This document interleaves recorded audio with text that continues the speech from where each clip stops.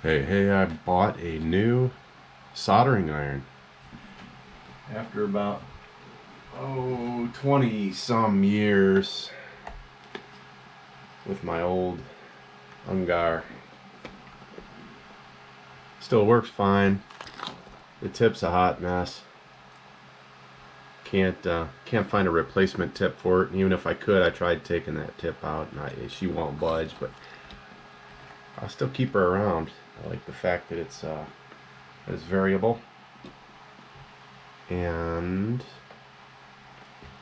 it's got a little well for a sponge. This has the helping hands, 4 of them.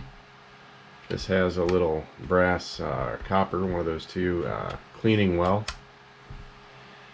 Has a sponge, and it has a little magnifying glass. I haven't even turned it on yet. I'm already starting to make modifications to it. This is a grounding strap. You can see it plugs into the back. I don't understand why there's 3 channels here yet. I don't get that yet. Came with pretty much 0 documentation. For anyone interested, this is a 3060 Pro made by K-xtronic. And it came with 5 additional tips. I took out the pencil tip. I just like having a little more meat on the end of my soldering tip.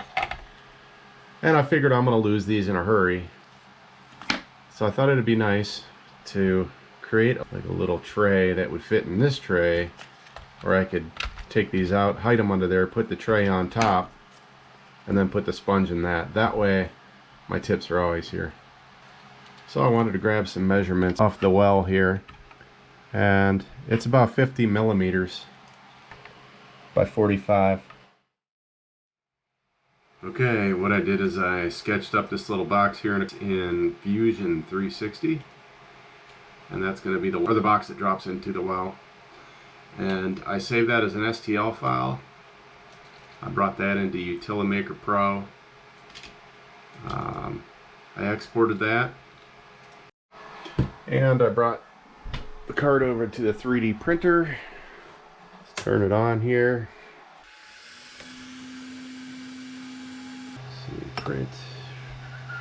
I misspelled soldering. I left that a D. Alright. Hey, my little box is done. Let's see if it fits. I didn't print it very thick. Worried about it busting. There we go. Oh, something else cool. Check this out. It's got a light under there. Really cool.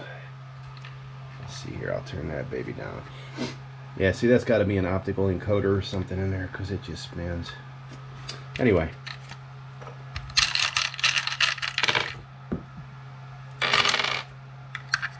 Oh!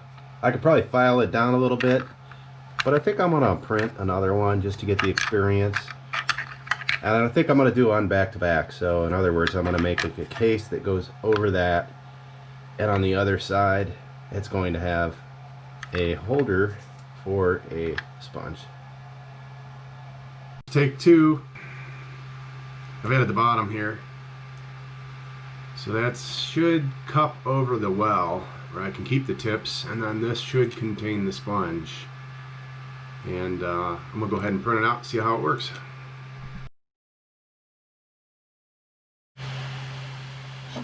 Looks like the box is done. Try to pry her off here. Stuck pretty good. Pretty cool. That's the support.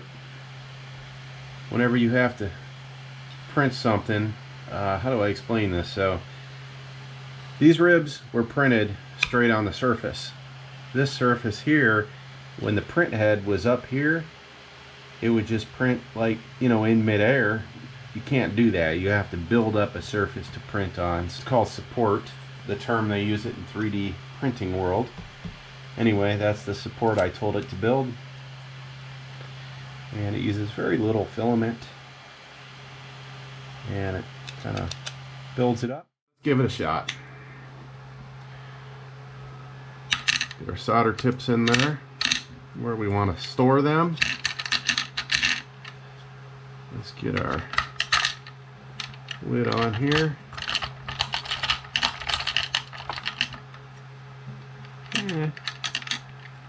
See. There we go. Mission accomplished.